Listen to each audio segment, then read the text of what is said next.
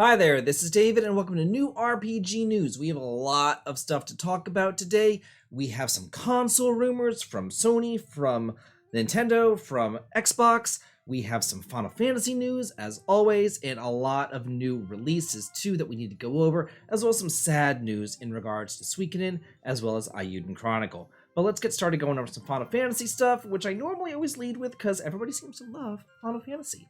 So, Final Fantasy VII Rebirth, the lead is down for a Final Fantasy VI remake in the HD2D style of Octopath Traveler.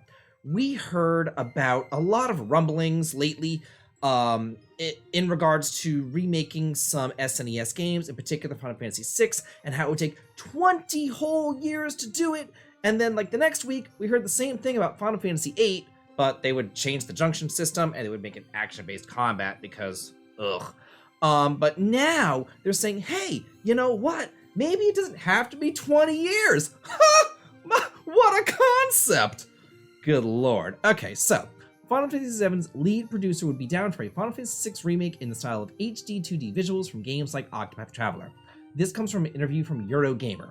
They asked Kitase in a new interview whether he'd be interested in a smaller scale remake of Final Fantasy VI, possibly even in the HD 2D style of gameplay popularized by games like Octopath Traveler and the Live Alive remake. And he says, I do not have any particular plans, but I think certainly if there is a developer within the company who wants to use that style, or even another style they feel is really the best approach for the game that they're remaking, and that's the style the fans would want to see it in, I definitely think that's a possibility, and they could very much work with that. I would be happy to see that. Okay, so but basically what he's saying is like, I don't really have plans to remake this, and I don't know if I want to or not, but if the fans want it this way, and if the fans would buy it in this style, or maybe even like in a Bravely style, he would be behind that, and he would like that. So hopefully we can get a Final Fantasy VI remake, in our lifetimes. For God's sakes, people. Oh my gosh. And some good news about Final Fantasy VII remakes. The Part 2 is coming out very shortly, but this is a rumor about Part 3. Well, actually, no, it's not a rumor. It's a confirmation, essentially, of Part 3 that it will feature airship travel. We have other rumors to talk about later, but this is a confirmation. It says, Final Fantasy VII's Rebirth sequel will feature a return of the airship travel using Cid's Highwind, the beloved element from the original game. The third and final installment of the Final Fantasy VII Remake series is reportedly already being written, confirming that it is a trilogy, even though we already knew that like years ago, but whatever.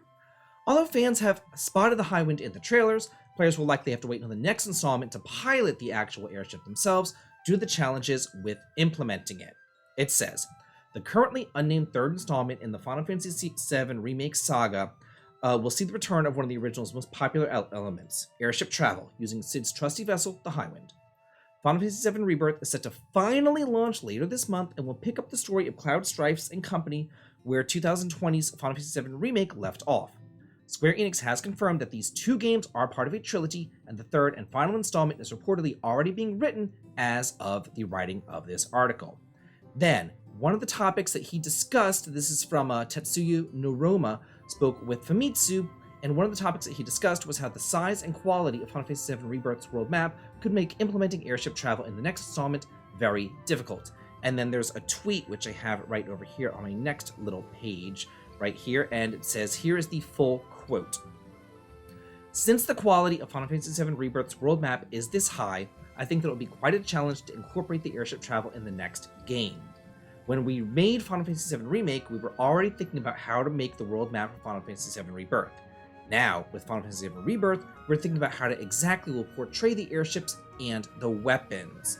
I'm always thinking about what kind of elements will come next. So he's already trying to figure out how to implement the world map and all that. Hopefully, like, here's my thing, and I know that I might not be in the majority, I know that I'm kind of the odd man out, I know that I'm old, but like, it doesn't have to be this one-for-one scale. When you're in the airship, it's okay for the world map not to look super hyper-realistic, It's like whenever you're flying in an airplane, and you look down in the world, and everything's kind of tiny.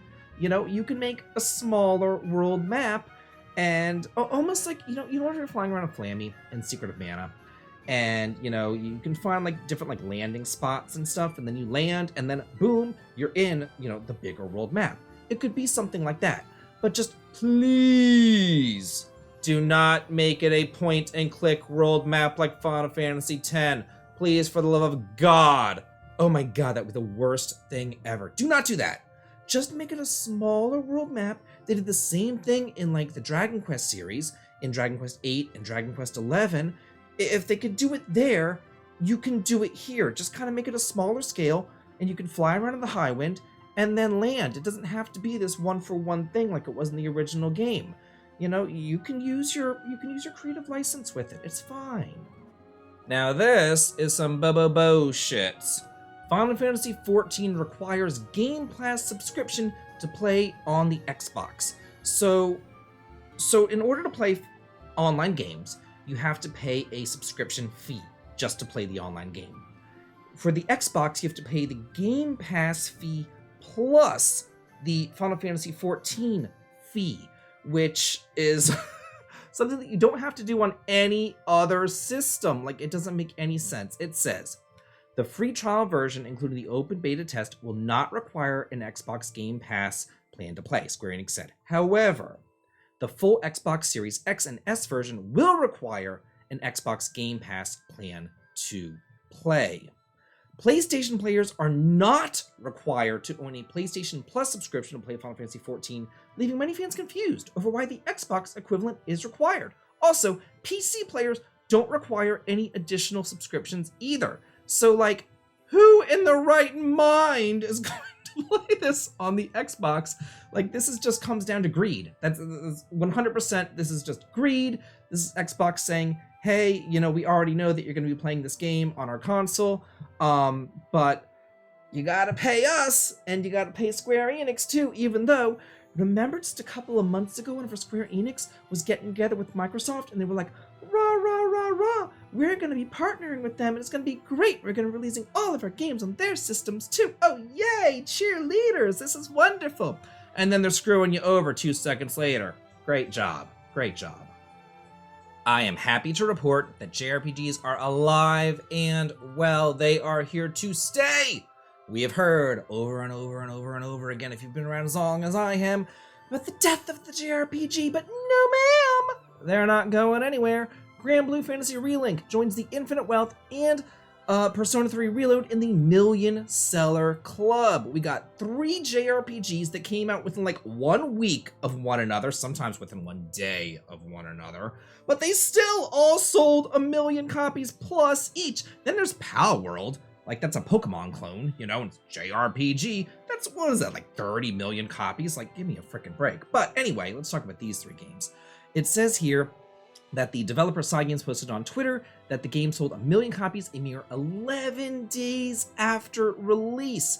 Sega said that Like a Dragon, Infinite Wealth, and Persona 3 Reload each broke the 1 million mark in less than 1 week. In addition, Persona 3 Reload became the fastest selling Atlas title ever. Like, this is crazy. This is wonderful. This is just showing that, yes, JRPGs are alive and well, and you don't have to wait like a month between each game. Like, you can release games one after another, after another, and after another, and if they're good games, and if they're high quality games, and we will buy them. You make the good games, we will buy them. That's how it works. Now this is some good news. Ys 10 Nordics is coming west this fall for the PS5, PS4, Switch, and PC. I'm thinking, Ys 10 fall. How about October, the 10th month, the 10th day of 2024? That's my prediction. 10/10/2024 for release of Ys 10. It says, NIS America will release the Falcon-developed action RPG Ys 10 Nordics for PlayStation 5, PlayStation 4, Switch, PC, via Steam, blah, blah, blah. It'll support English and Japanese audio, English and French text. The PC version will also support Japanese text. Following their tenuous encounter at sea, the young red-haired adventurer Adol Christian and the proud pirate Karja Balta find themselves bound by fate and the mysterious power of mana. As they search for a way to undo the mystical ties that bind them, they soon find themselves caught up in a conflict between 2 factions. the seafaring warriors known as the Normans, and the enigmatic and seemingly immortal Greiger? I don't know. In order to save the people of Obelia Gulf, Adol and Karja must navigate the depths of their unexpected bond and the power that it grants them. Bound by unexpected circumstances, the young adventurer Adol and the Norman pirate Karja must work together to determine the fate of Obelia Gulf and its people. There's a cross-action system, where you can swap between controlling Adol and Karja independently or together, combining their unique strengths to overcome enemies, and build up the revenge gauge to unleash devastating attacks. You can harness the unique ability of mana to overcome challenges, grapple and slide through dungeons, demolish obstacles, create new platforms, and uncover hidden treasures and critical points.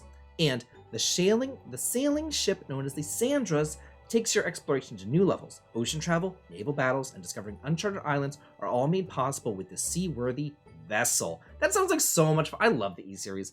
I've loved the E-Series ever since I was a kid. Like, this is just great. Had a rocky start in the West, not really being released on consoles that people owned, but and then the first one that we did get was like kind of the black sheep of the series, you know? So it really wasn't until the PS2 era that this series really took off, and ever since then I have just loved it. Such a great series. If you like action RPGs, you're going to love Ys 10. The definitive edition for Outward launches on the Switch on March 28th. It says, this is set in the world of Arai, where you step into the boots of an ordinary adventurer defending themselves against threatening creatures, braving hazardous environmental conditions, and keeping healthy and hydrated.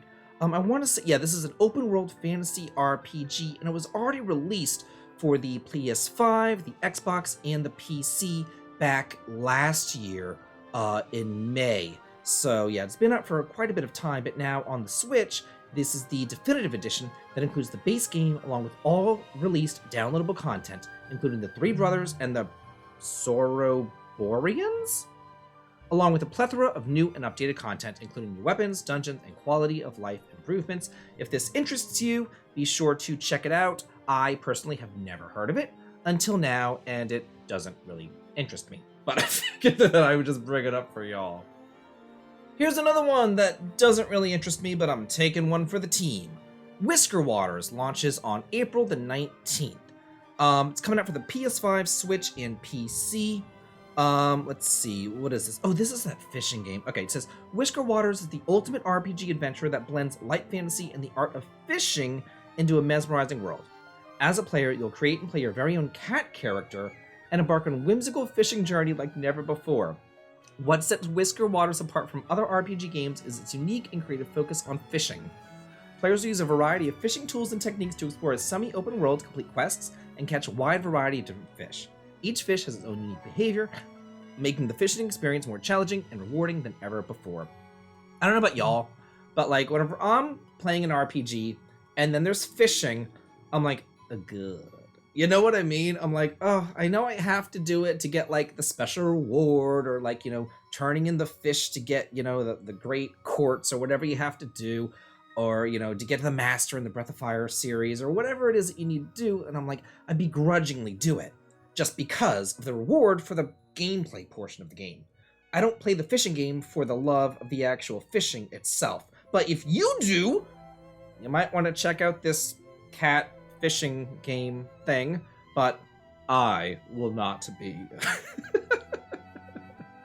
I came to y'all a while back and I told you that Neptunia Sisters vs. Sisters is coming out for the Xbox. It has now been delayed to May 21st. It was originally going to be coming out on April 16th.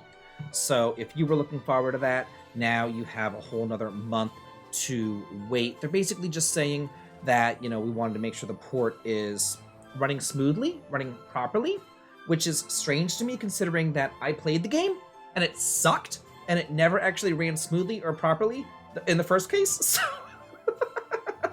I'm sorry to any Neptunia fans out there, but I'm sorry, but they're all just so terrible.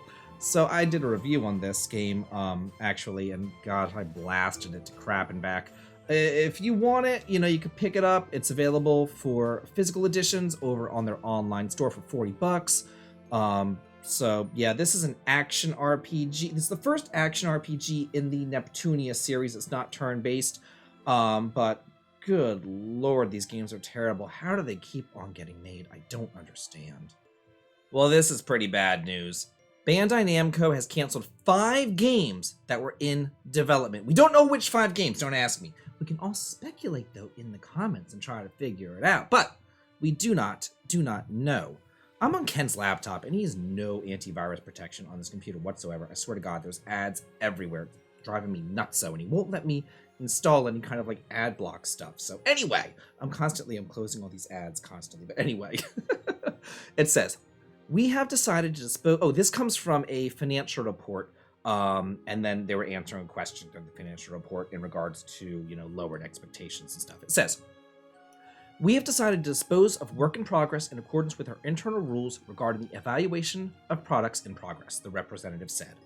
We have also decided to discontinue the development of at least 5 other titles under development, and we have recorded a loss on the disposal of these titles. They continued. In addition, we have changed our development structure since the second half of the previous fiscal year, setting stricter criterion for proceeding with development, narrowing down the number of titles, and recording development costs. In addition to narrowing down the number of titles, we're also working to optimize our portfolio according to categories, such as those that are strategically deployed worldwide and casual titles for the lighter users. There was no mention of what 5 games were canceled. Also, during the call, Bandai Namco revealed an 8.9% fall year-over-year sales, as well as a 96.5% drop in income. That's crazy. That's huge. I cannot believe it.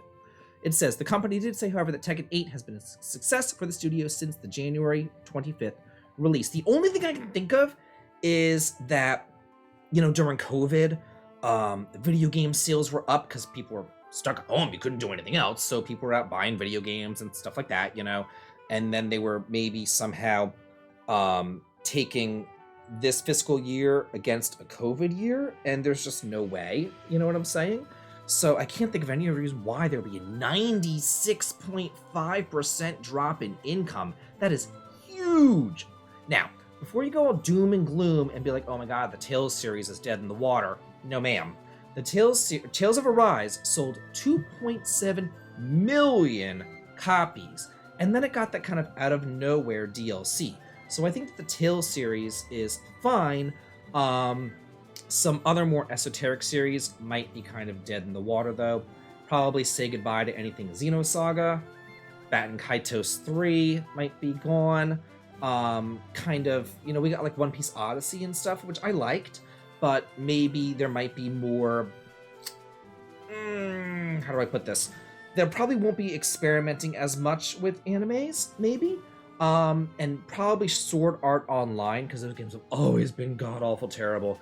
Maybe those are on the chopping block too. I don't know, but let me know what y'all think in the comments.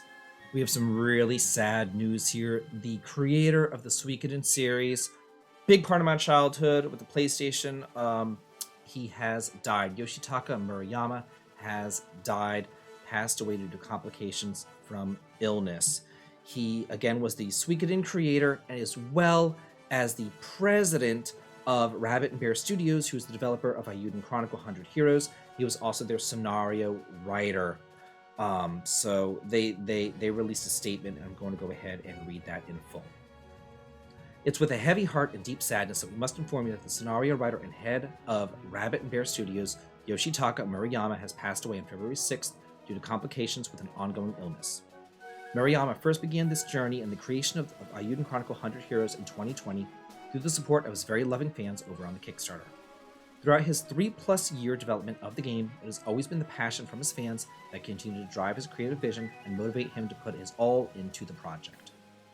His hard work on Highwind Chronicle as scenario writer was finished, but as his co-workers and friends, it saddens us to know that he will not get to see the reactions from his fans. However, even with those feelings, we need to accept the reality that he's no longer with us and continue to push his dream forward by releasing Highwind Chronicle to the world. We want to maintain his legacy and vision with this game, and we know that he would have wanted the rich world that he's created with Highwind Chronicle to live on. His family sincerely appreciates your prayers and support, but asks for privacy, and that no flowers, mail, or other offerings be sent. We'll have more information on organizational changes to Rabbit and Bear, as well as changes to some of our Kickstarter awards in the near future. For now, we appreciate your continued support, Rabbit and Bear Studios. and that's very sad. The Suikoden series was one of my favorite series of all time. I've played all of them. I've played all the main 5. I played the PSP one, Woven Web of the Centuries. I played the DS game as well. Played Suikoden Tactics. Like I played Ayuden Chronicle, Rising. Like this is a series that I've loved. I've loved for a long time. Very, very near and dear to my heart.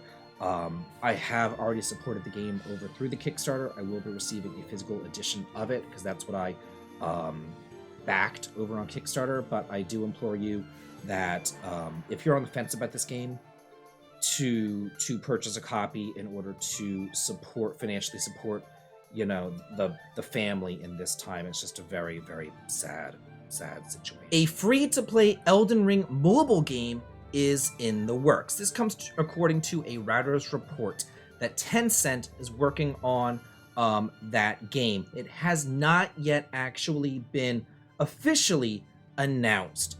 It says here that in 2022, Tencent acquired license rights to the open world Souls-like hit, and it says, "Well, I can't imagine Elden Ring's gameplay being turned into a free-to-play gacha title.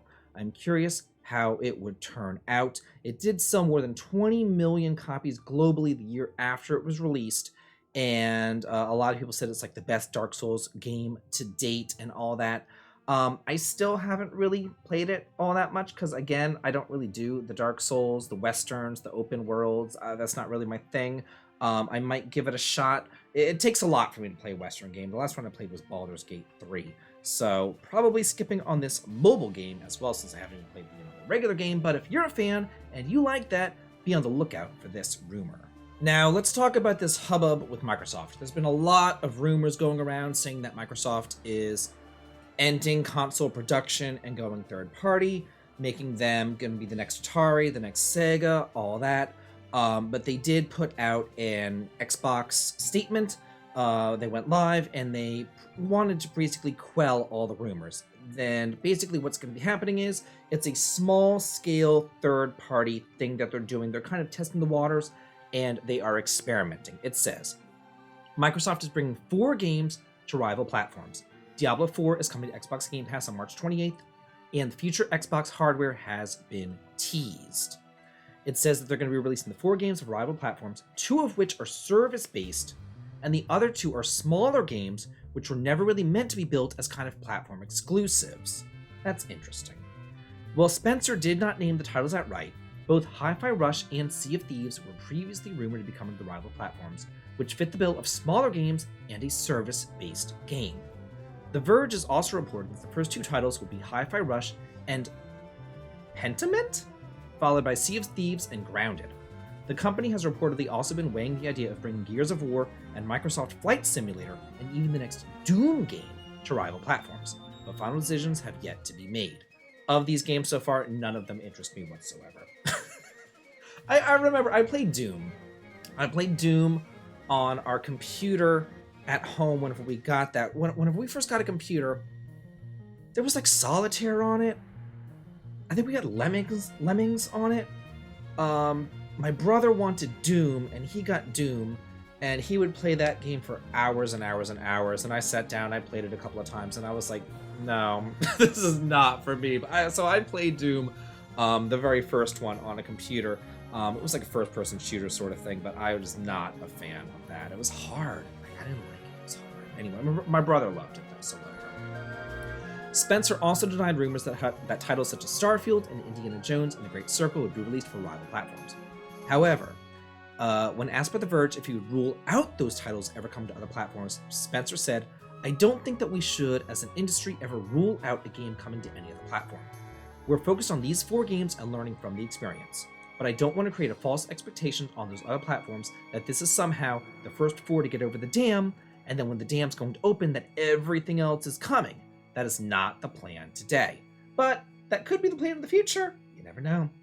I also don't want to mislead customers on those other platforms. We're launching these 4 games, and we're excited about it. We're excited about we're excited. Wait, what? We're excited about the announce and everything else, but we'll see what happens for our business." I'm just reading here. Oh my gosh.